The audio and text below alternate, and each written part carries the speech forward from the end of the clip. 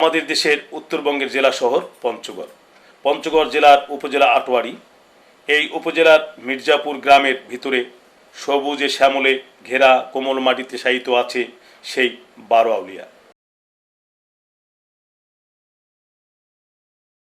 এই 12 জন আল্লাহর ওলি পশ্চিমবঙ্গ হতে পূর্ববঙ্গে এসেছিলেন ইসলামের বাণী প্রসারে। সেই সময় আমাদের পূর্ববঙ্গে হিন্দু রাজাদের রাজত্ব ছিল। 12 জন আউলিয়া আল্লাহর বাণী প্রচার করে অনেক বেধর্মীদের ইসলাম গ্রহণ করায়। এনাদের মতো আমাদের বাংলাদেশে অনেক ওলিয়ে কামেল এসেছেন, যেমন হজরত খানজানা আলী সাহেব, হজরত শাহজালাল সাহেব, হজরত শাহ আলী সাহেব এবং হজরত কেরামত আলী সাহেব এবং আরও অনেক ওলি আমাদের এই পূর্ববঙ্গে এসে ইসলাম প্রচার করেছেন।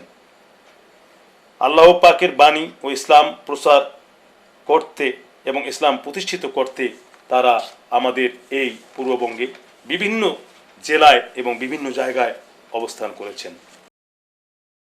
মির্জাপুরের কোমল মাটিতে সমাধিস্থ হয়েছেন বিখ্যাত সেই 12 আউলিয়ার।